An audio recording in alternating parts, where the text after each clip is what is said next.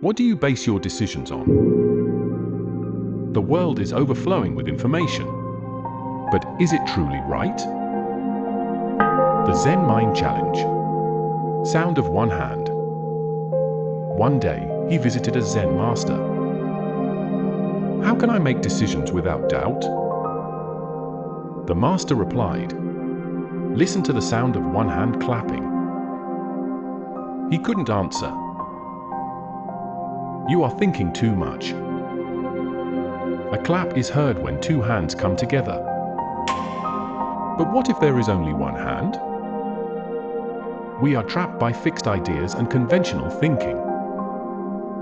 But what truly matters is the ability to perceive what cannot be seen. Stop searching for answers.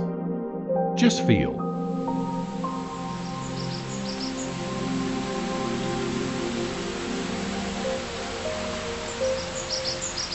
What sound do you hear?